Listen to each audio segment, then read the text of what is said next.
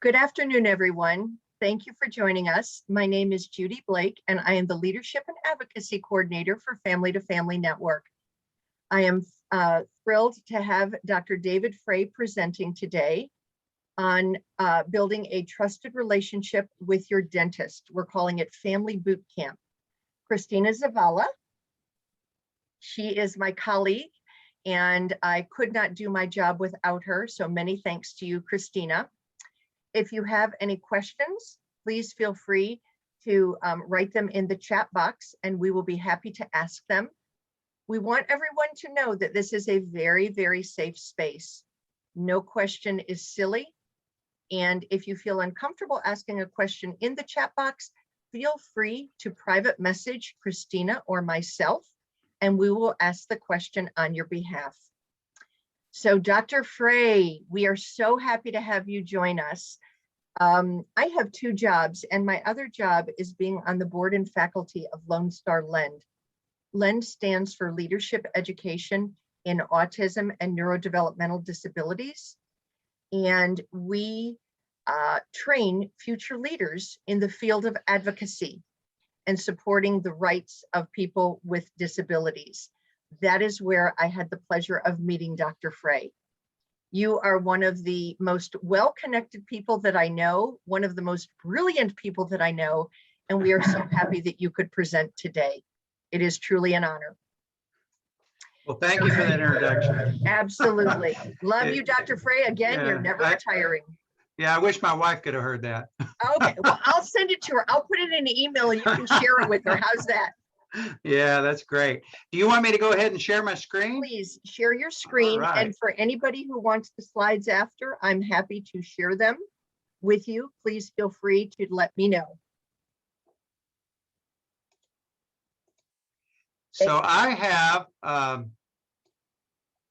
a presentation, and I am totally interruptible, but rather than everybody jumping in and talking, if you'll write your questions in chat, Judy Blake will interrupt me and give me the questions and I'll try to address them. I have way more material today than I've possibly got time to spend talking to you about. So I'm gonna kind of go fast, but this whole presentation I sent on a PDF file to Judy, and she can share it with you guys. I think the most important factor in people achieving health is actually peer-to-peer and family-to-family networking. That makes the biggest difference. You know, when you find a health provider that listens, one of the things that happens is you quickly tell everybody. And I used to have a difficulty when I was a state director in Hawaii, in that if I had a good provider, the families would overwhelm that one provider. And so the goal that we actually have today, and I teach here at the University of Texas School of Dentistry, the goal is for us to train dentists and to teach them. So rather than us, I'm trying to advance my slide. Okay, yeah, this is our dental school. Rather than us telling everybody, come here to the dental school to get all your care, we do have a special patient clinic, but it's very limited in the number of students that can actually work in it. And rather than you come in and get an experienced dentist, you're getting a newbie dentist, right? You're getting a dental student, and every 6 weeks they rotate and you get a different student. So sometimes that doesn't work well for people with intellectual disability. They need a long-term relationship. But what I do know is that our educational mission can actually make a difference. Now I have to give you this slide because I'm required to tell you that these are my opinions and don't represent the school, okay? Also, I'm not getting paid to do this. So what are your objectives? I want you to, this is called Family Boot Camp. So it's like joining the Army. They assume everybody knows nothing. Now that's not true. We all know a lot. That's why I want you to share in chat. But I'm really going to take it from the basics. Now, why do I need to do this? Because you need to know what your dentist knows in order to educate your dentist. A lot of dentists went through dental school and didn't get enough opportunity to work with people with intellectual disability. And you all know this, that if you have a person with autism and you really get good of working with that person with autism, whether you're teaching them to tie shoes or whatever, you have experience with one person. And it's very different the next person. And if it happens to be seizure disorder, if it happens to be Down syndrome, whatever, cerebral palsy, whatever the disability might be, people are very unique. and the solutions are always very individualized and unique. So we want to understand first today, what are the basics of dental disease? There's really two diseases. There's many more when you talk about pathology and sores in the mouth and stuff, but the basic diseases that most of us are concerned about is gum disease and tooth decay. And so I'm going to talk about that. And I might use a little bit of terminology. And certainly if I use terminology you don't understand, jump in chat, but I'll try to explain it. But I want you to know the terminology so that you can actually educate your dentist, because our goal is to create a network of care for our family members. We want our health professionals to be interconnected. Now, I first gave this lecture in 2019, and I noticed I didn't change the year on this, but this has been updated. I do want you to know the progression of special needs dentistry, what used to happen, what we used to teach, what we're doing now, because at any point when you engage a new dentist, you might find somebody that got stuck in the past. And maybe they don't know that there's these in-home alternative dental delivery systems. One of the things that's really exciting that just happened in the month of May is the Texas State Legislature passed a bill to allow internet telehealth for dentists, and it's called teledentistry. And so the rules from the State Dental Board haven't been published, so we don't know exactly how that's going to play out, but I think it's going to help a lot of people, and I'm going to talk to you about it. It's going to specifically help geriatric people, people that are homebound. It's going to help adults with intellectual disability that just really are afraid to go into a dental office. So I'm going to talk to you about that, and I think you'll find it interesting. So those are our learning objectives. What happens? What is a dental disparity cycle? Well, what happens is, you guys have experienced this. Families contact a dentist. They hear, oh, this is a good office. You contact them. They go through all of the, oh, we got to pay us and we got everything set up. And then it doesn't work. For whatever reason, the appointment just doesn't seem to work out. And everybody's disappointed. The team's disappointed. Then we try to get insurance to pay for maybe some short-term desensitization. Insurance don't want to pay. So people then go to a different dentist. And that's what we call a disparity cycle. And so what I want you to know is that failed dental appointments can occur at any point in this cycle, and families and dental teams give up. And that's unfortunately what's been going on for a long, long time. And we have to change it. There was actually a study done 20 years ago called Closing the Gap. And what I want you to know is that it was clearly recognized that people had significant dental health disparities. In fact, it was so bad that it was documented that people died from untreated dental disease. Now, that sounds crazy, but it's true. We had people that had a dental abscess that didn't get treated, and it hurt. And then it got infected to the point that the infection began to drain. That's called a draining fistulous tract. So what happened when somebody has infection, but it's not hurting? They ignore it for years.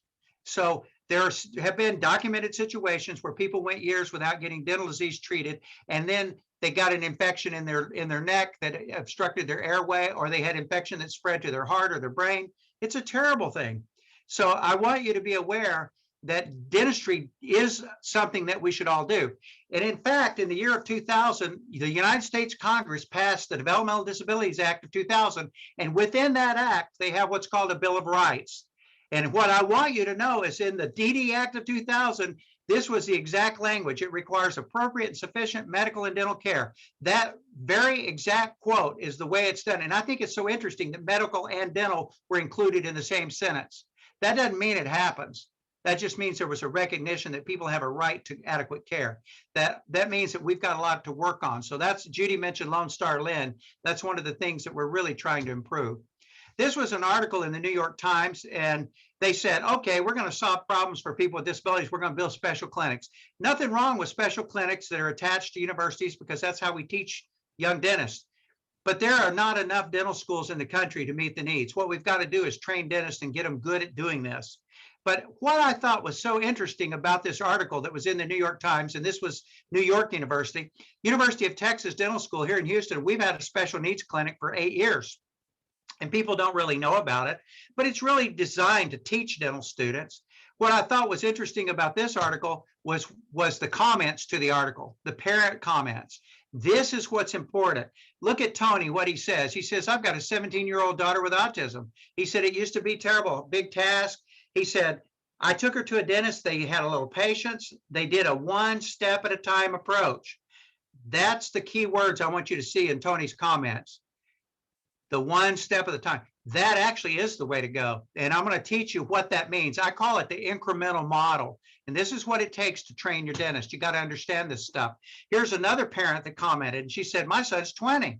She said, you know, we went to happy visits. He sat in the chair. He built up his tolerance. He's sedated for serious work, but he does really good. And she says this, compassion and patience is so important. I think what you'll find with a dental office is many times they don't have patience. They might have compassion until they realize they're not going to be able to bill for a procedure and make money today. So then they come to the conclusion, this can never work for me financially. And that really causes a lot of problems. The American Dental Association changed their code of ethics this last year and said to dentists, you have to treat people with intellectual disability across the lifespan. Now, pediatric dentists generally do a pretty good job, but what you'll find when you have a 30-year-old that maybe weighs 200 pounds and has behavioral issues and has a lot of anxiety and maybe post-traumatic stress from a bad dental experience, you'll find there are very few dentists that say, hey, that's my guy, bring him on in, let's work with him. Because dentists think that the job is to fix a tooth and bill for something today.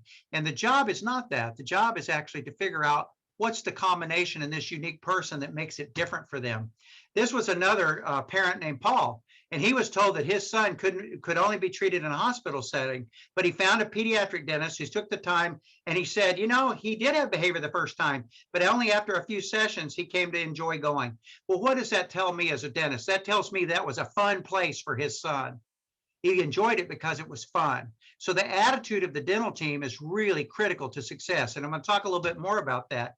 So let me tell you about what can go wrong. Here's an example of clear communication maybe being lacking.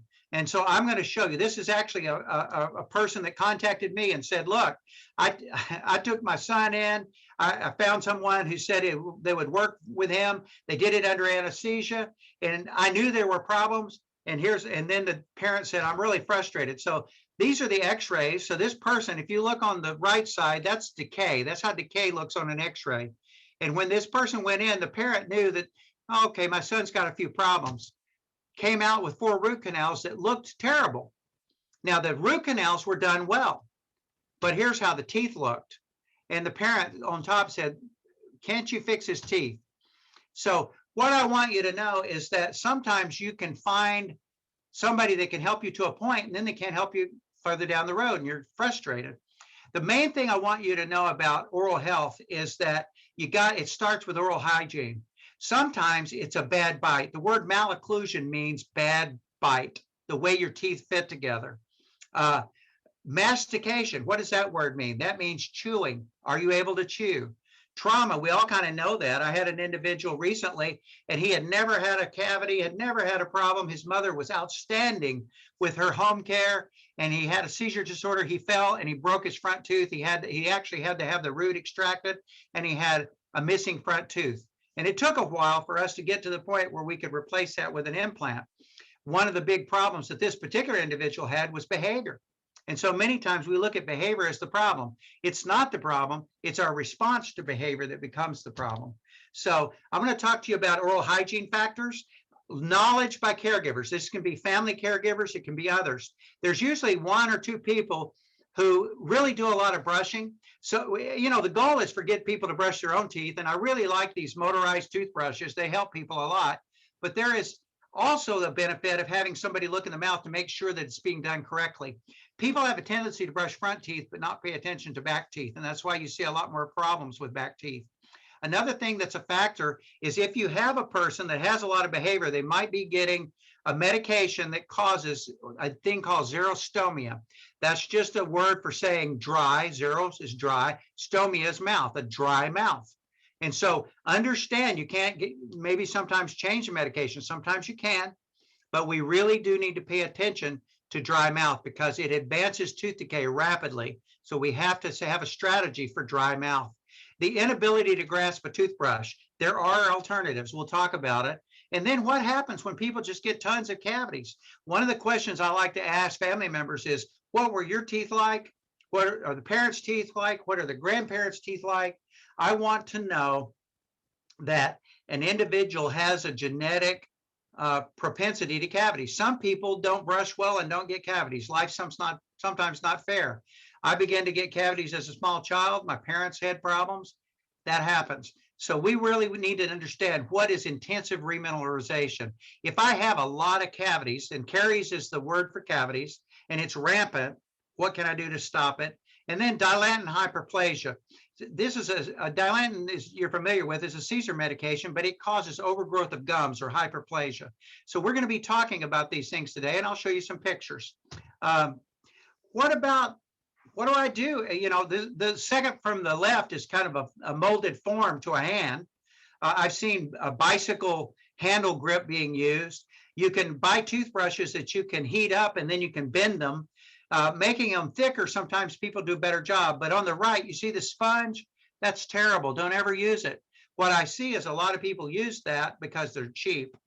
And that's especially popular in nursing homes. And I would tell you that there's better ways. There's the bicycle hand grip. So there's multiple ways to make toothbrushing better. What's the solution? It depends on the person. And you just really want to get them used to. The main thing I want you to know about toothbrushing is make it fun. If you think your job is to hold somebody down and brush your teeth every day, they're going to hate it. So you really want to tickle people, make it fun, make it a plaything.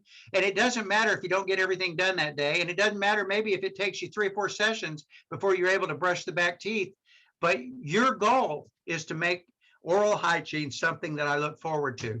You got to make it fun. Most people don't realize it, but they use too much toothpaste. Why is that important for people with intellectual disability? They'll swallow too much toothpaste, and we don't like that. It upsets the stomach, and it's not good. But what we do want to do is think in terms of a grain of rice. You know, too many times we do what we see on TV. We put a whole big glob of toothpaste on there. So it doesn't take a lot. A pea-sized amount is fine. So start brushing as soon as a baby gets a tooth. I think it's just make it a fun thing. And how can you make it fun? Well, you see on the right, the guy getting in the floor, brushing from behind, you know, actually encouraging people to do their own brushing. With smaller children, this is called a knee-to-knee approach, and it's very good. But you really want people to get used to early on as small children, the idea of somebody with fingers in their mouth. And hopefully they'll get used to it where they enjoy it. I always try to tickle people, be playful, and don't try to just get it done real fast. Actually, make it an enjoyable experience and make sure that people feel loved. So that is really important. The second big oral hygiene factor is bad bite or malocclusion. Some people are born with a very small upper jaw or lower jaw. That's called microdontia. And so their craniofacial structure is not quite what it needs to be. Other people have an abnormal tongue posture and they swallow funny, or they may thrust their tongue.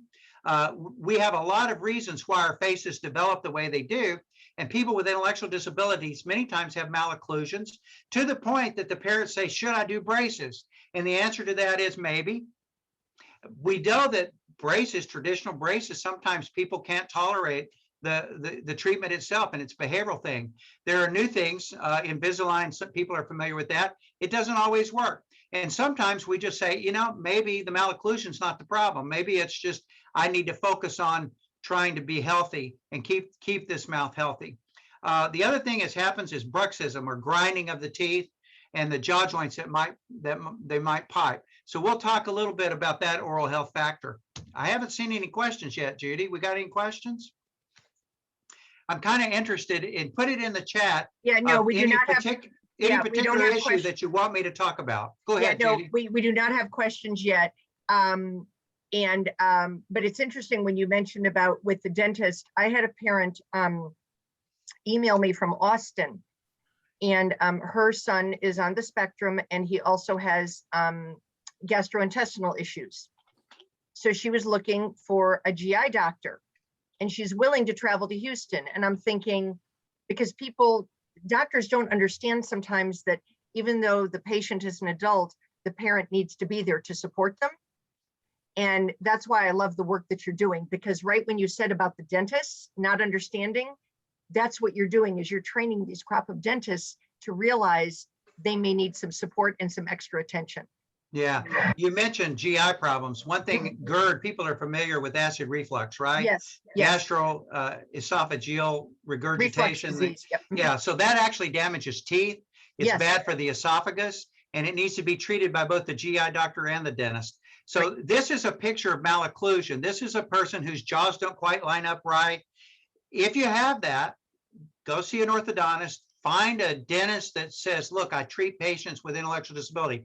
Children pediatric dentists are well trained, and you shouldn't have a problem there. But realize that this is also a problem for adults, okay? So this is an example of a patient I had one time, and wow, how does this person chew? We were actually able to extract a lot of the baby teeth in here. We were actually able to expand the palate.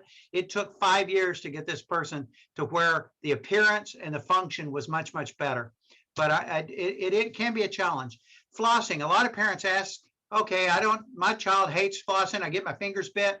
Start out with these different types of flossers. They're not perfect, but they're better than not doing it. Another thing is you can get for about $90, you can buy something called air floss. It's not floss, but what it does do is you can squirt, you can put mouthwash and another thing called Paradex, which is an anti-gum disease liquid, and you can put that into the air floss and it can actually blow it in between the teeth and get it down into the gums.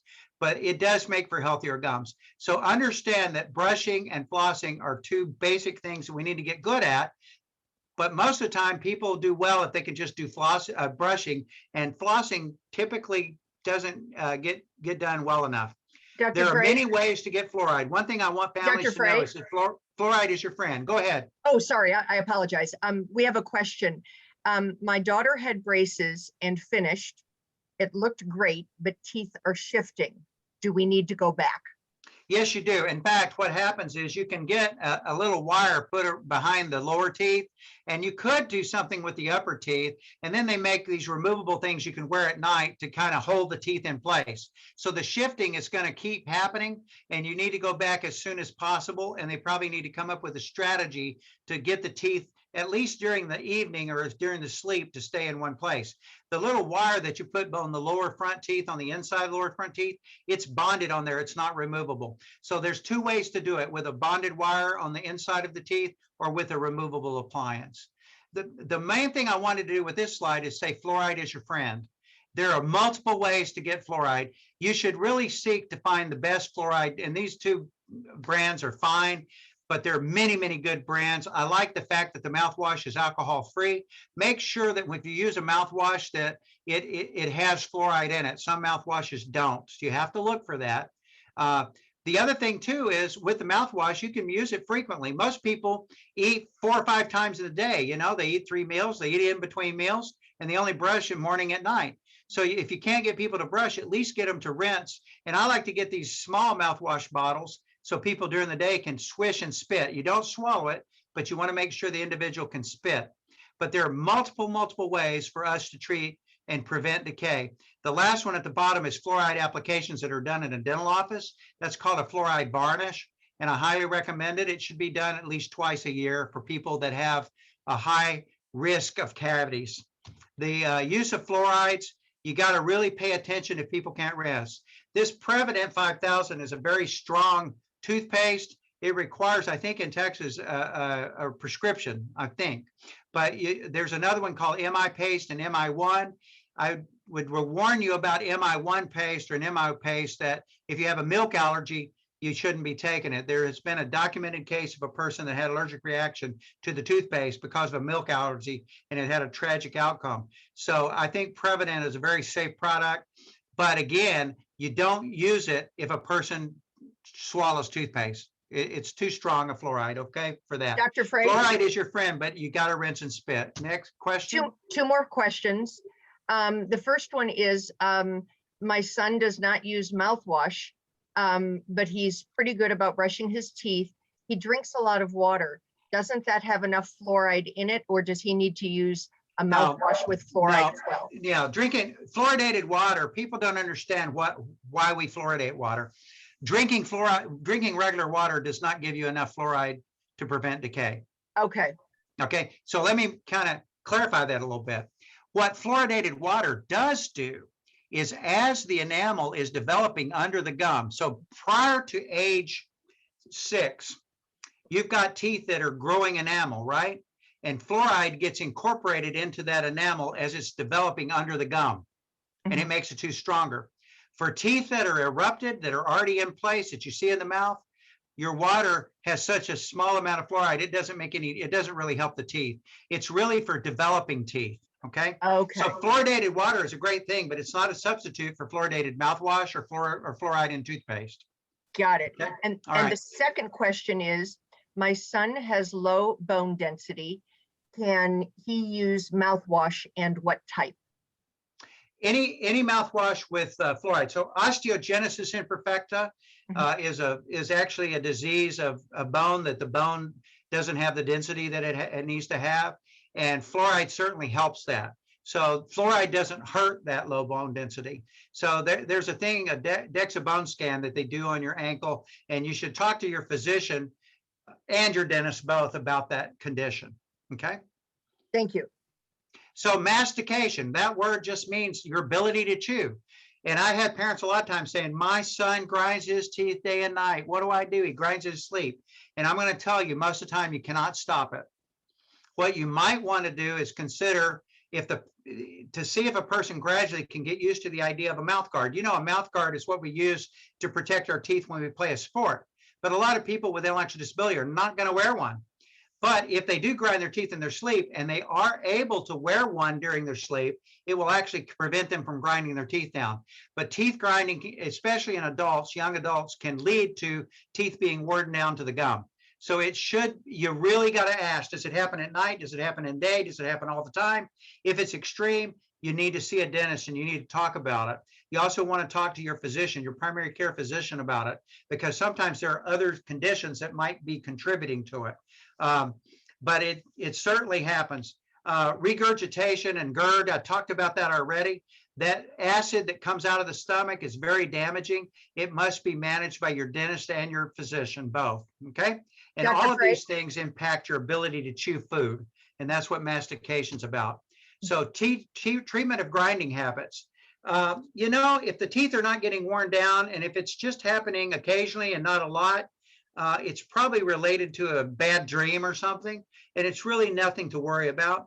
But if it's severe and not resolvable, then we talked about the mouth guard.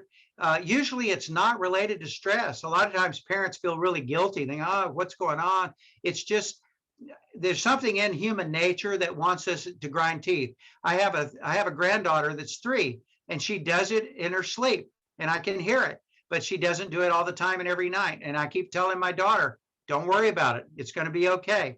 But if it gets to be severe, then it needs to be addressed. Anytime you have a concern about grinding teeth, though, it should be seen by a dentist. You really need to make sure somebody lays eyes on that and evaluates the level of it, because as a parent, you might be aware of it thinking it's no big deal when actually it probably is. We do know that during sleep, that there are stages in sleep, and people will grind during certain stages of sleep, but maybe not for very much time. So you want to document, is it go on for an hour, or is it just a minute or two? Makes a difference. So other habits, thumb and sucking, you want to try to break the habit of thumb sucking. There's lots of different ways to try. I would talk to a dentist. You can also talk to speech therapists. You can talk to OTs, PTs. We're all pretty familiar with this situation, and there's multiple ways to try to solve it. Tongue thrusting is when you swallow, and I'll try to get close to the camera. You see the tongue come forward. And why is that important? It causes the teeth to move, and people have an open anterior bite. Lip and tongue and cheek biting. If it's severe, somebody needs to look at it. And then pica, where people just swallow stuff. And I've seen them, you know, sometimes it's really gross what they will do. And I had a situation one time years and years ago where a young lady swallowed some gloves that were left around, and she had a bowel obstruction from that. So we've got to pay attention to these things and talk them. And there's nothing that you should not, as a parent, feel like that you can't ask. Diet and nutrition. Giving candy as rewards is a bad idea. We need to figure out a way to reward people with things they like to do as opposed to what they like to eat. If you're gonna use a food reward, then you got to brush teeth. Just think of it that way. Medications have sugar. People with autism, a lot of times, they really want their food a certain way. I knew a girl one time, and all she would eat was Cheetos. you know? So the nutrition value really is a problem. And people who are G-tube fed, they build up a lot of what's called calculus, that hard stuff that builds up on teeth, and they need to be seen fairly regularly to remove that, but it's difficult to do. And it takes a special training to know how to position the person so that they don't have aspiration, so that they don't swallow water. The regular dental chair leaning back, trying to do that can cause aspiration problems, which could lead to pneumonias. What happens with cavities in kids? Well, it progresses. These are baby teeth, and it can progress really fast, especially if you do a lot of candy reward. That's not good. So what are cavities? That we talked earlier, they can be fatal. They start as a bacterial disease. These are the bacteria involved, and sugars are kind of their fuel that feeds them. So when you look at this tooth on the left, you go, oh, there's a tiny little black spot. When you put this coloring, this is actually disclosing liquid that we painted on the tooth. It shows where there's stuff in the grooves and not on the rest of the tooth. Well, what's that stuff in the grooves? There's a lot of bacteria there. That is what causes the hole to develop. So I want you to see, this slide kind of tells you from the left, there's no cavity. On the right, there's an extreme cavity. And when dentists look at this, from the middle to the left, you don't have to fill it. From the middle to the right, you got to fill it. But what can you do on the left side? You can do sealants and preventive resins. There's things you can do to stop the progression. This Fray, is an example. Dr. Fray? Yeah. Yeah, sorry. I hope you don't mind me interrupting you all the time. No, not at all. Okay. Someone had asked, going back to the mouthwash issue, is flavored mouthwash just as effective? Yeah, it's whatever works. Okay. I used to have a patient, he liked bubble gum. He had bubble gum toothpaste, bubble gum mouthwash. If you gave him any other kind, he didn't like it. We had some strawberry stuff in our office and he spit it all on me. So, I learned pretty fast to use the bubble gum. Thank you. This is an example of a preventive resin restoration. Now, what does that mean? You got a groove, you've got decay, but it doesn't get that deep. And so you actually clean up the tooth, you grind out the grooves a little bit, and then you fill it. And that's minimally invasive dentistry. Why do we call it MID? You don't have to use a shot. You don't have to numb the tooth, okay? And so it's minimally invasive. It doesn't go into the tooth. But that will last usually 5 years, can last much longer. But it's a really good way to stop decay before it gets too deep. This is another way to look at decay. And so this is the way dentists are trained. And so you can use this because a lot of times you'll look in a mouth and you'll see a black spot and you're going, I don't know what that means. So I'm going to tell you that what you see might not be what you think you see. So I see a guy playing a saxophone. Some people look at this and they see a female face with a shadow. Well, they're both right. And so when they took a bunch of patients and they asked a bunch of dentists to look at it, the dentists didn't all answer the same number of cavities. They were seeing the same patient differently. That gets frustrating for parents. You say, I went to one dentist, he wanted to do a bunch of cavities. Another didn't want to do as many. Well, who was right? They were both right. And what does that mean? If you see a dark groove, it can mean that there's decay that has stopped. It can mean that there's decay that's still active. It can mean that somebody treated that decay with something called silver diamine fluoride that turned the decay black. It can mean that there's deeper cavities under the enamel and you really can't tell without an x-ray. So this is what cavities look like. But notice on back molar teeth, they start in the grooves. That's why it's so important that you don't eat hard candy that gets stuck in the grooves, because you can brush over it and not get the hard candy out. So we've really got to work on getting away from hard candy. Well, this is a tooth that's been cut in half. And this actually shows where the decay starts. It starts in the grooves and it spreads under the enamel. So I'm going to point with my little pointer here. This is where the outside of the tooth is enamel. This is cut right halfway down through the tooth. The inside of the tooth is called dentin, but there are little tubes in this here. And then the middle of the tooth is a hollow space, and this is called the pulpal chamber. So the decay starts in the enamel. It right at the enamel line with the dentin, it really takes off. The decay, the bacteria, the decay really take off and they spread rapidly. And then they go down the tubes and they get to the nerve.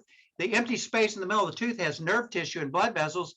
And this is actually what's called a pulp stone, where the body is trying to fight off that bacterial infection.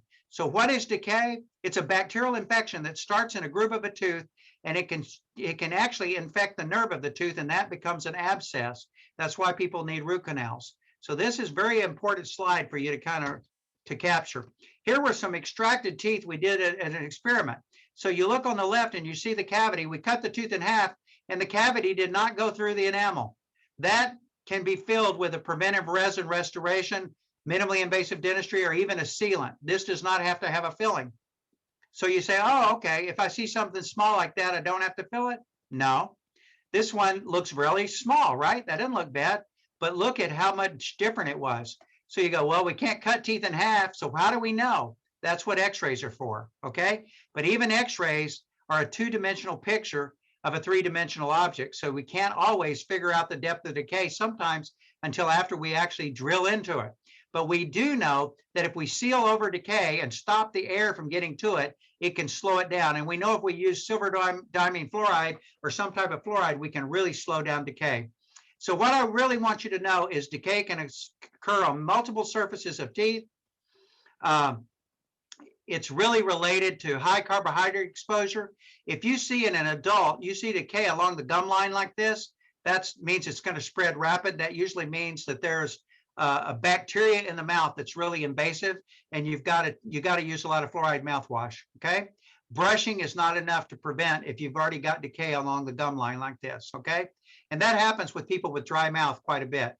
So we talked about Fisher sealants. There's a way to educate your dentist, and I'll let you Google this online, atraumatic restorative therapy, using lasers and air abrasion, lots of different ways. I mentioned silver diamine fluoride. These are the new tools, and this MID stands for minimally invasive dentistry. So how do we educate our dentist? We talk to them about what are you looking at and what do you want to fill? And then we talk about the person, and we say, okay, let's understand this person with disabilities. We want to communicate really, really good. How do we communicate? Do we use words or visual cues? You want to educate the dental team on how your family member responds to people, and you want to practice before you go. Peer modeling is great. Siblings do this quite well. And you can do this at home. You can also do this in the dental office. You can't do it in a dental office if you don't have a dental team that's saying, I'm willing.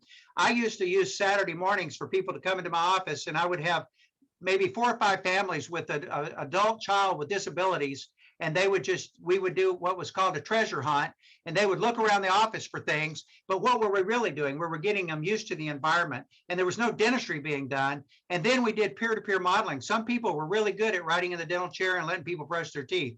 And by doing observation, people would say, hey, I want to be like my friend. I can do that. That really works. But you got to have a willing office that'll say, hey, we can use Saturday mornings for this. I think a group of parents that would get a dentist and say, hey, this is what we want to try, that might really work. Role playing, this really helps. And this is done quite frequently in pediatric dental offices, which is where this picture came from. But you can do this at home. Have you ever thought about letting your loved one brush your teeth as opposed to you brushing theirs? That's role playing. And many of you guys do this. Understanding how to encourage breathing. You can read all of this. I'm sharing this with you, this PowerPoint, and you can actually start practicing at home. I do have a kit that I recommend called Brush and Bite, and this was developed by a dentist that used to be in Sugar Land. Jacob Dent is his name, and Jacob has a son with autism. And inside this kit, he has a little booklet that talks to you about what you can do at home and desensitization. He actually has a really kind of an interesting toothbrush here that he recommends. And if you look at it, if I can get it, it actually opens up. It brushes 2 sides of the tooth at the same time. And it has a big, thick handle, easy to grip.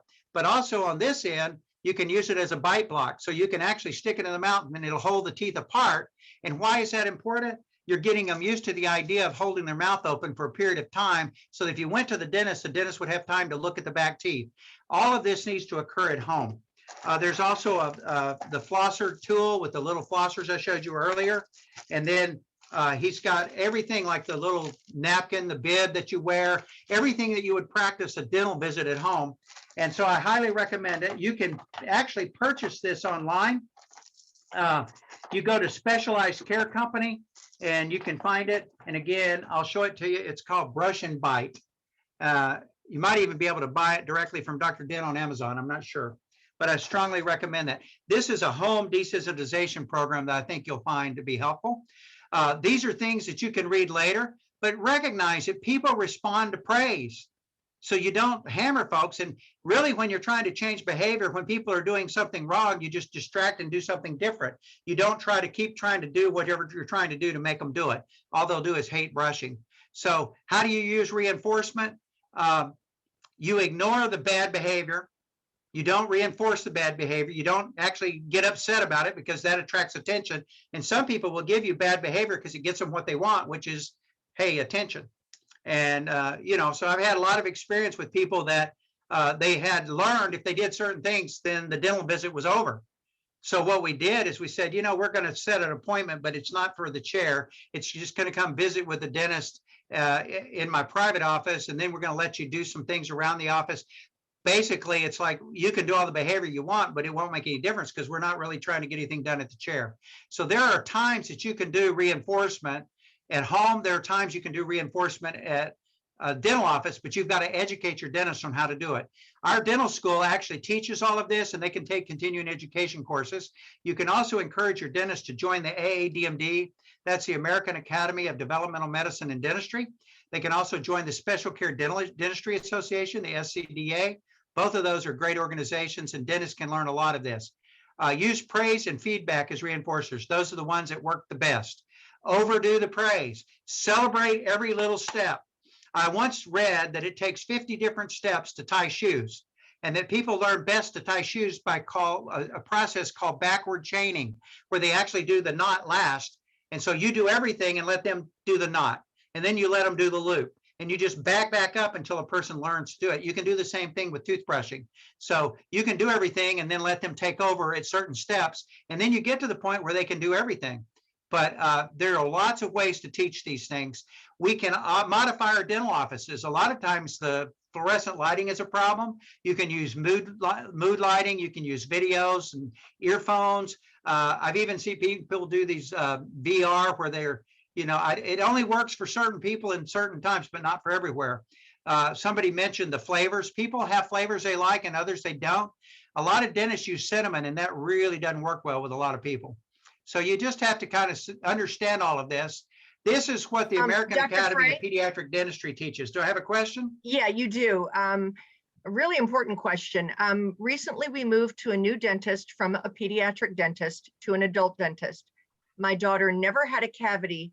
Suddenly, she has 13 cavities plus preventative fillings recommended. I am focused because we rarely missed any.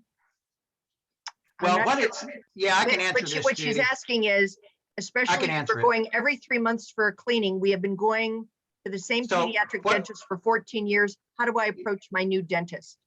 Well, first of all, the new dentist is looking at every little nook and cranny and say, I want to do something. Mm-hmm. And the new dentist is looking at this as hey, there's something here I can fix.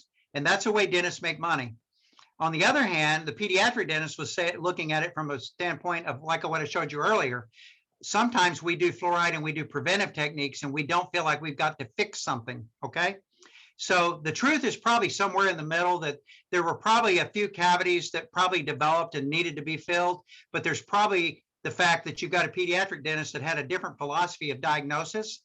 And I would go back to the pediatric dentist and explain what happened and ask the pediatric dentist, do you want me to continue with this dentist, or what should I do? Because I can't really tell you what's going on without looking at the teeth themselves. But the pediatric dentist is the one I would go back to say, okay, we moved to adult care, but now I ran into this problem. What do you recommend? Okay. Yeah, that seems like really unusual to go from 0 to 13. I mean, if it's 1 or 2, I can. I'm not gonna tell a parent change dentist, but I'm gonna say go back to your previous dentist and say, what do you think?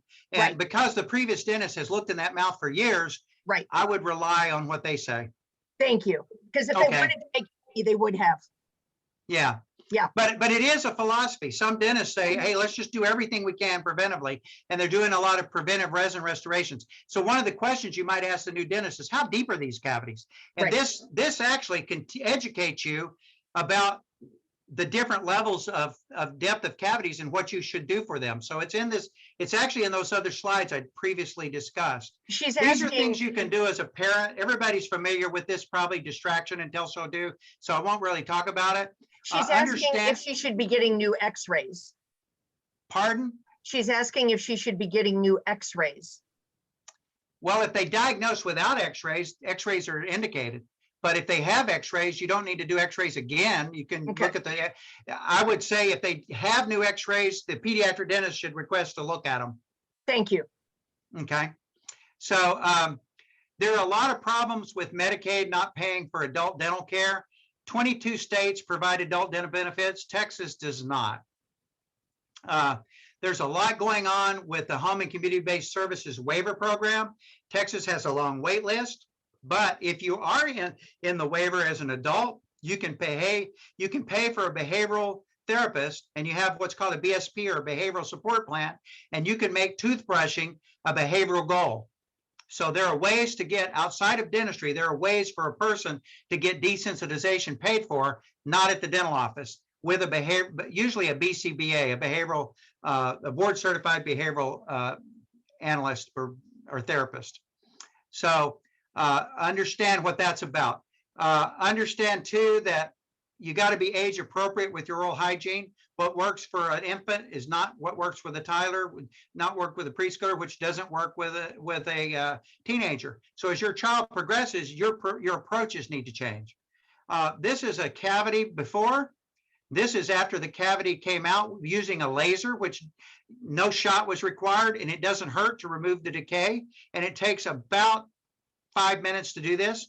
So if a person can hold their mouth open for like 30 seconds, take a break, a minute break, come back 30 more seconds, within 30 minutes, you can get everything done, and it can look like this. And it's actually, there's the filling. So that's a really good technique. Fluoride, we've talked about. This explains sealants. I like sealants because they're cheap insurance, but I don't like the white kind. I like the tooth-colored composite, which you're using the filling material because it lasts longer, but you have to ask for it. Why do we have to seal teeth? Because the groove is way deeper than the toothbrush bristle. Really important to know. And we talked about early childhood caries. This is really due to poor oral hygiene, but also usually food rewards and just letting people eat a ton of candy. We've really got to work on stopping that. Dry mouth, I mentioned earlier, this is x-rays. If you look at this x-ray, now look at it years later, I'll go back. So you look at this tooth right here. You can't really tell for sure it's a cavity. As a dentist, I'm looking at it going, yeah, I think something's going on. I look at it years later. Oh yeah, it's going on. That's due to dry mouth. That's due to medications. And a lot of people get multiple medications, and it got so bad this tooth had to be extracted. So you look at this, it went from 09 to 17, and the tooth in 8 years it was so bad it had to be extracted. So we've got to work on that. Gum disease, this is what it looks like. So when you look at this, it's the redness right around here that's the problem. And so healthy gum is pink, not red, okay? This is an example of kind of healthy gum in this area, but then right in between the teeth, it looks a little red. So understand gum disease is an infection. I mentioned earlier dilantin and hyperplasia. This is what it looks like. If you're starting to see, this is extreme case. If you start to see this, discuss it with your neurologist that's prescribing the seizure medication and your dentist. And there are alternative like Tegretol. There's things you can switch over to that are maybe don't cause as much of this, but you need to address it because it can lead to problems. Sorry, another question. How can we look for a dentist that uses these minimal methods? Ask your pediatric dentist. I think this is what we're teaching at the dental school, and I think it's going to take about 5 years before people are able to do that. Mm-hmm.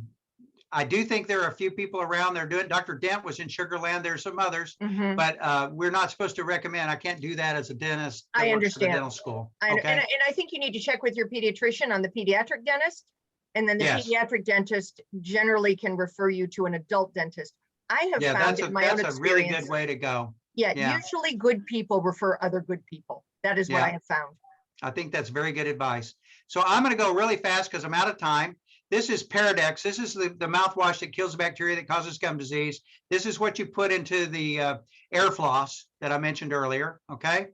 Decay can look like this. It can look like this. It can get really bad. Somebody earlier mentioned bone density problems. Amelogenesis imperfecta is connected to osteogenesis imperfecta. It's a hereditary disease. Fluorosis, too much fluoride, that happens when you swallow fluoride. It does not happen from putting fluoride on the teeth. This is why I keep emphasizing, don't swallow the mouthwash.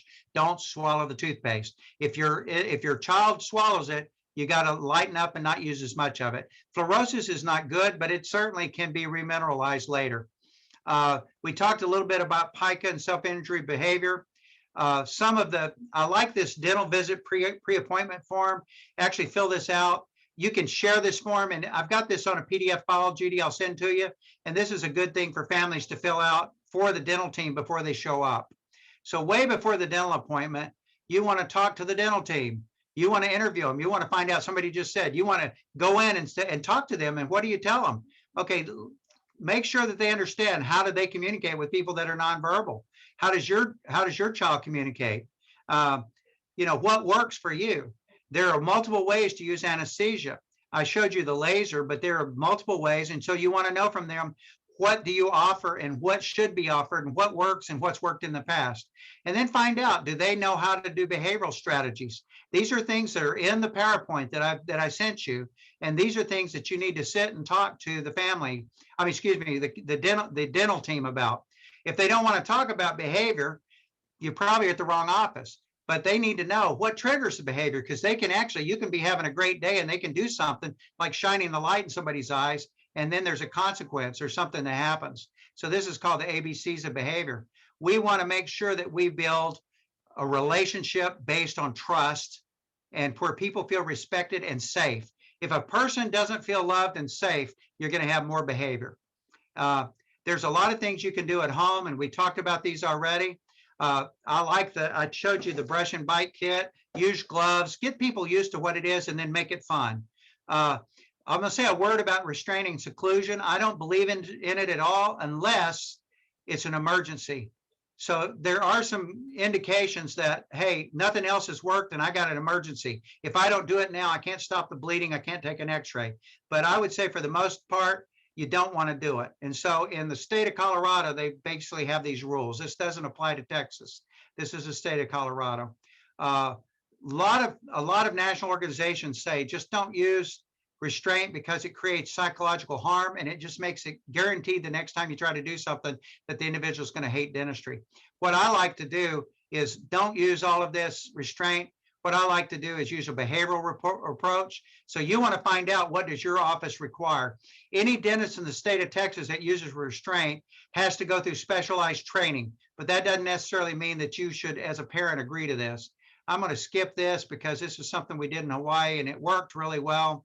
And this is how I mentioned earlier, peer-to-peer training, the natural environment. These are all the things we did. And actually, I found that Hawaii, I was there 14 years and I was responsible for the developmental disability system. And we were able to make a difference working with families. Families made a huge difference. We started a teledentistry program, and that's something that we just got passed. Teledentistry just passed this last month at the Texas legislature. We're going to be working with families to try to connect oral health to overall health. We're going to promote silver diamine fluoride. This is how it works, and I'm out of time. And we're going to try to change the oral health delivery system and think of it as an office without walls, and families become our partner. And we do a lot in the home. So there are ways that we can do that. This is the rest of the thing. I mentioned GERD earlier. If you look on the right, you can read about this. Most physicians don't realize the damage that GERD is causing to the teeth. Sometimes the damage to the teeth is apparent before GERD has been diagnosed. So if you ask a person with intellectual disability, oh, do you have this reflux in your mouth, and they verbally can't tell you, one of the ways you can find out is look at the back teeth. Do you see this yellow where there's wear to these teeth? So it's hard to diagnose. This is a swallow study. And so there's a abnormal swallow on the left. So there are ways to, even for people that are nonverbal, for it to do. So there are a lot of strategies you can use to answer the problem. And I would say the most important thing to do is understand every individual is different. And I'd be happy to come back and talk to you guys more about how you can get this into your ISP or your IEP or whatever stage of life a person's in, so that we can actually, a third rail just means on a railroad, there's maybe a different way to do it. I think you can actually work with the office, the dental office, and this actually is an outline for dentists. Here's my references, and that's it. Thank you very much for your time. Thank you, Doctor. Can I ask a question? I'd like to ask a question. Thanks. Doctor, you were talking about the possibility or no using restraint or putting the person isolated, or how about sedation? Is it necessary? So there's three levels. There's restraint and sedation. Restraints on one end, sedation on the other. What I like to talk about is the big middle. 80% of the time, you don't need either one. Right. Okay, but if you have an emergency, there's no time for behavioral modeling. If you just fell and your mouth's bleeding and I got to get an x-ray, that's an indication for restraint. Okay. Let's say that you have a situation and we want to do a real extensive procedure like extract a tooth, or we want to do an implant. Well, you might have somebody that does really well with a filling. They might be real well with a cleaning, but for something that difficult where you've got to work surgically for an hour really fast, then maybe IV sedation. There are a lot of ways of sedation without going to the hospital. And so understanding sedation is also a range. Okay. I work with a dentist here at the dental school named Clark Whitmire. He's really good at general anesthesia in the hospitals, but he's also really good at IM and IV sedation. And so there's also pre-sedation where you just take a pill. So multiple ways to get people calmed down enough to where you can get the job done. But I would tell you that sedation with people with intellectual disability needs to be infrequent. It needs to be minimal, because every sedation has a negative impact on your brain. And you really don't want to be using general anesthesia to clean teeth. That's just not worth it. Okay. Right. And I'm asking because I have seen on TV a lot of commercials for clinics, dental clinics, that they advertise it as the gas thing. They advertise it as something great. Like, oh yeah, come here, we got the gas. Well, nitrous works real well for people that are cooperative. People that are not cooperative, they won't leave it on. So I don't ever use nitrous, the laughing gas, because people with disabilities don't really cooperate. Right. Even if you have it on and they leave it on, they're breathing through their mouth and it's not working. And everybody in the room's breathing it. Do you want your dentist high on nitrous? I don't think so. So, you know. Right. Thank you. I don't think there's any other oh, yes, we do have another question. By the way, huge compliments. This was incredible. Yes. Somebody asked, I have a friend with a girl 4 years old with autism. She had a procedure with restraint and sedation and something went wrong. Now the dentist is referring her to another dentist. They said she has cavities from the incisive to the corner. What do you think? To the other. Well, you know, I don't know what went wrong. I think that's the first question to find out. And again, you know, if the dentist says, hey, I can't treat this person, then, you know, in my mind, I'm thinking, okay, who did he refer to? Was it a pediatric dentist? Was it a special needs dentist? I don't know. So I really can't comment about, I definitely think you obviously got to go to a new dentist because the previous dentist says I can't do it. I'm concerned when I read something went wrong. I don't know what that means, but it concerns me. Diana, do you want to unmute yourself and explain? Let me do this. If that person wants to talk to me privately, I'm happy to do that. Yeah. Okay. And Dr. Fray, I will type your email in the chat box. Yeah, tell people to let, you know, contact me. I don't always answer emails. I get like 200 or 300 a day. And if it's a strange name, I'm not sure, you know, so type Judy Blake's name in the subject and I'll say, oh, I can't answer that. Okay. I rank. I'm so happy. Well, I'll at least know what it's about, right? Okay. Yes. Yes. And Diana, I just typed Dr. Fray's email in the chat box. And what you can do is put in the subject line, Judy Blake's presentation. And then that way, that will flag it for him. Yep. So anyway, it's been a pleasure. I've enjoyed it. It's recorded. Please share it. The PDF file, you can share from families to families. You don't even have to tell it came from me if you want to cut and paste and whatever you want to do. Thank you. Yeah, the most important thing is that people learn as much as they can. Yes. And we train each other and we train dentists. And I can tell you that every individual that I serve, I have to learn how to do it different. They're all unique. Absolutely. Thank you, Dr. You have been incredible. Thank you all for joining us. Please complete the survey. And in 2 weeks, we're going to be talking about self-care.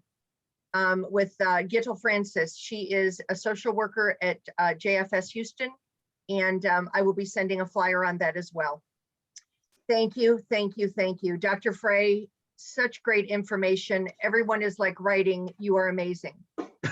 Thank You can you. tell Tell my your wife wife. that too. Tell my wife. Yes, My wife's we'll tell your birthday. wife, you bet. I've been married this year 49 years, and my wife's birthday is Friday.